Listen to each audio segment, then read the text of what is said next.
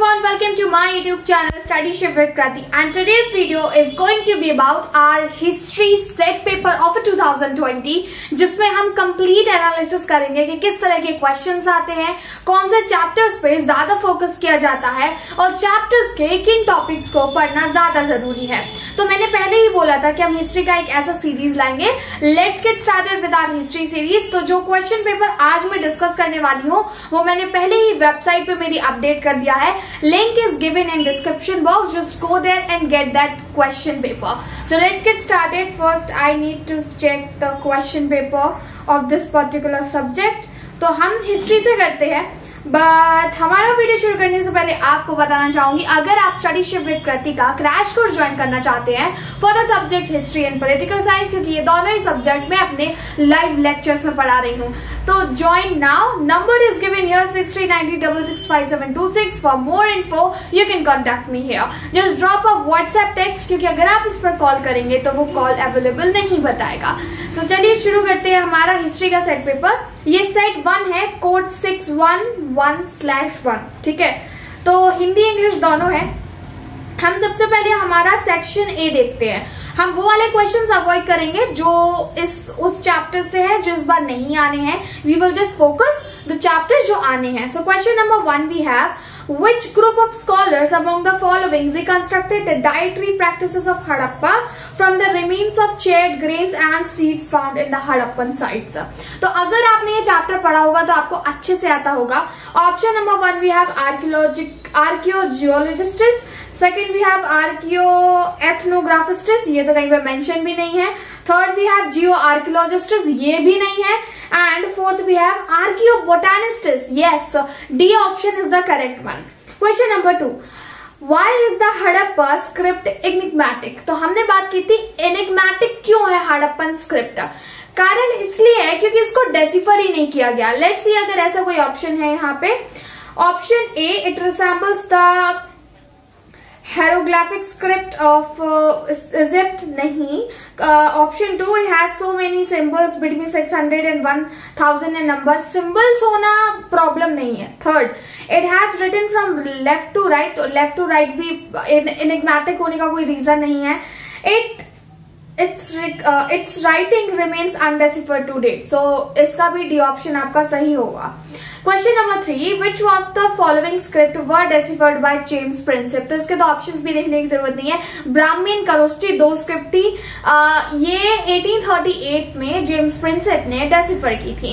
Question number 4, the Buddha's foster mother Mahaprajapati Gautami was the first woman to be ordained as bhikkhuni. तो वो पहली ऐसी women थी जिनको भिक्खुनी, क्योंकि संघ में पहले वुमेन को अलाउंस नहीं था, बाद में मिलता है, तो she was the first one. अभी इसी क्वेश्चन को हम घुमा कर भी दे सकते हैं, मे बी आपको यही मिल जाए, who was the first women who attend as bhikkhuni, मतलब भिक्खुनी, तो वो आपको उसमें नाम लिखना होगा, Mahaprajapati Gautami. Question number 5, which one of the following text is contain the teachings of Mahavir or Jain philosophy? तो जैन फिलोसफी से रिलेटेड हम देखते हैं। Option A we have Mahavamsa. Actually Mahavamsa is related to Buddhism, ठीक है। And we have Uttaradhyayana Sutta, okay.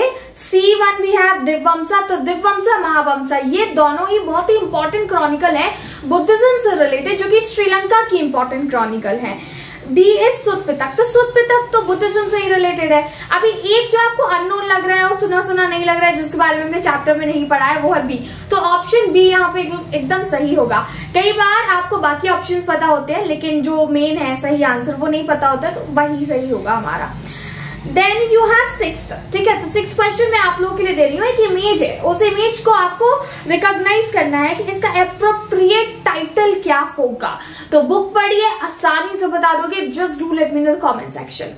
Okay, next we have 7th one, study the following statements regarding the Buddhism carefully. Buddhism से related पढ़ते हैं। Buddhism grow rapidly both during the life time and after the death of Buddha. Actually true. Buddhism did not give much importance to conduct and values, ऐसा नहीं है, तो ये तो false हुआ। Buddhism appeal to many people who were dissatisfied with the existing religious practices. तो ऐसा है, लोग डिससेटिस्फाइड थे तो थर्ड भी हमारा सही हो रहा है। Fourth, Buddhism led much stress on superiority based on birth, तो उन्होंने तो बेस्ड ऑन बर्थ वाला सिस्टम एकदम रिजेक्ट किया है। If you will see only first and third statement जो है वो आपका सही जा रहा है, तो हम उस पर टिक करेंगे। एथ one, given below are two statements, one labeled as assertion and the other labeled as reason. Let's see assertion and the reason क्या है।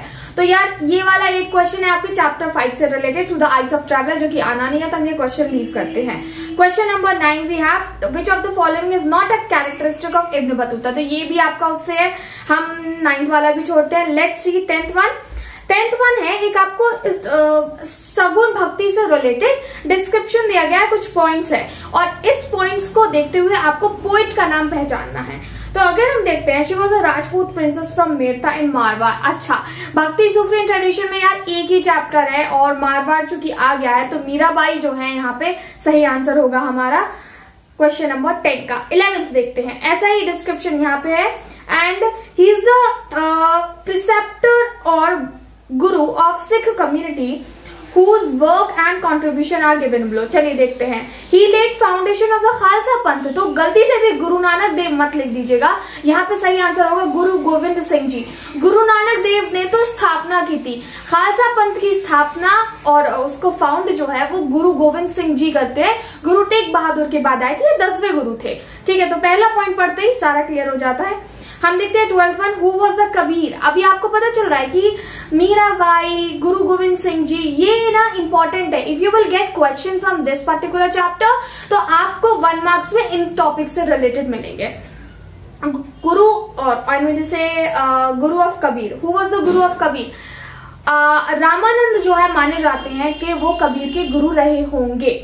Okay, we have also one more option में दिया हुआ है, name the Lingayat devotee who led a movement in Karnataka in 12th century. तो 12th century में कर्नाटक में Lingayat community का जो लिंगायत डिवोटीज का मूवमेंट चल रहा था वो लीड किया गया था बसवन्ना के द्वारा। ठीक है, तो बसवन्ना जो है वो लीड कर रहे थे इसको and this started a new movement in Karnataka.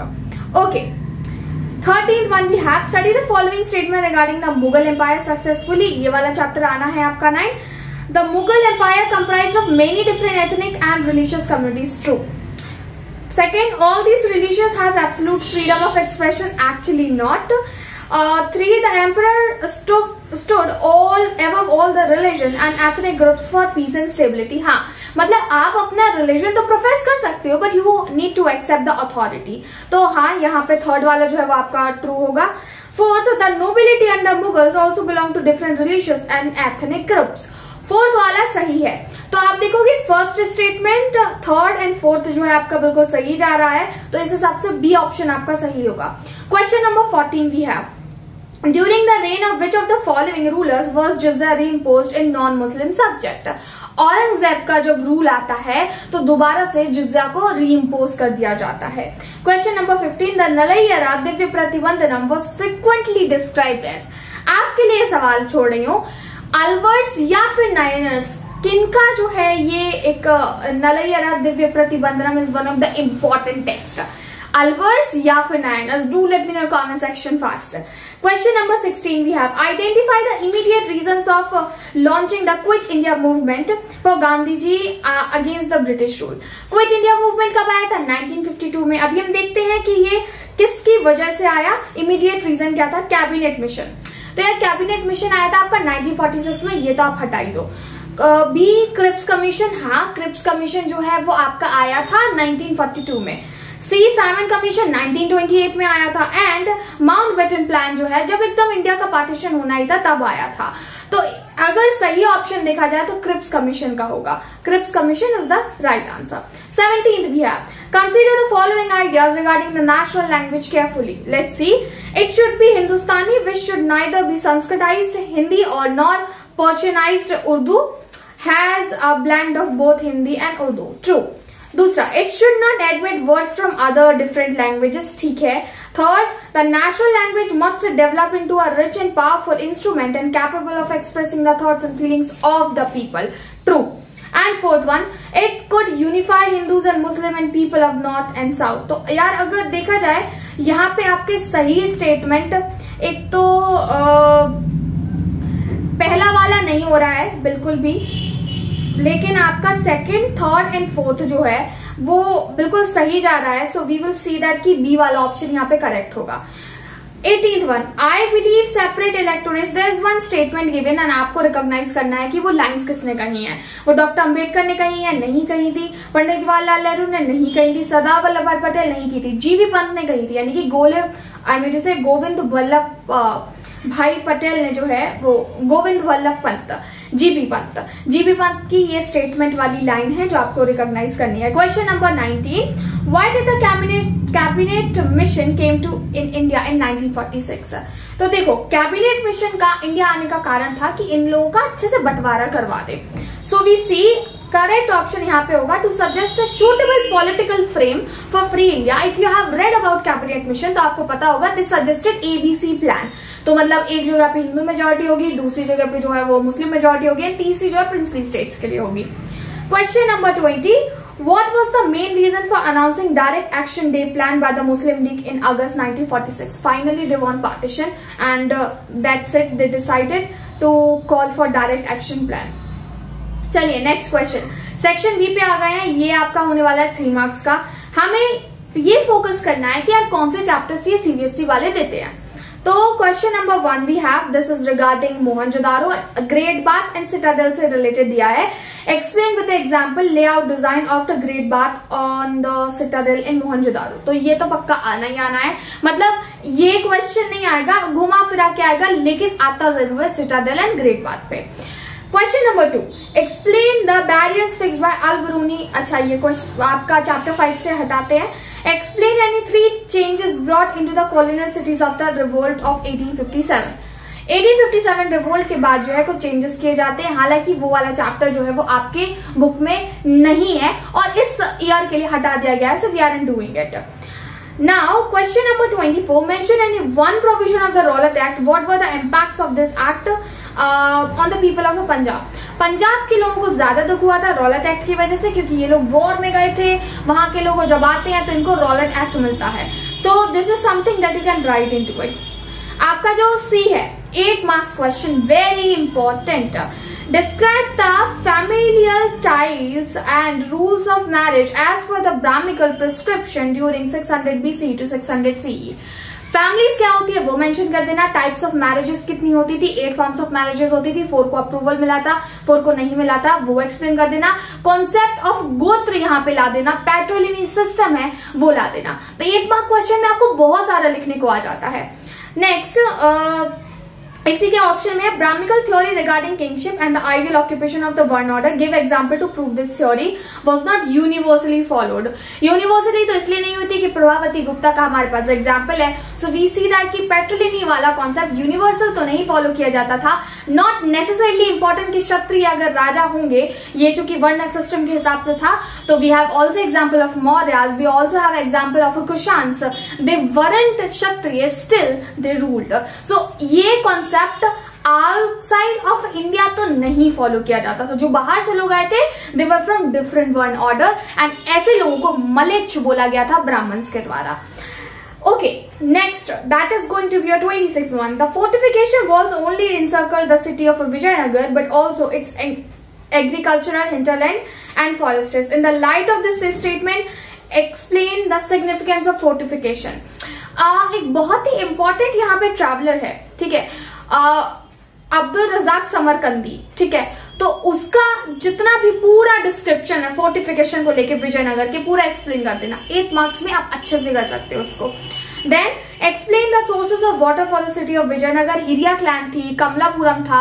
तो you have all these to write. आप रिवर तुंगभद्रा रिवर भी मेंशन कर सकते हो. नेचुरल बेसिन कैसे बना करता था, किन किन एरियाज के बीच में था, नेबरिंग एरियाज को आप मेंशन कर सकते हो.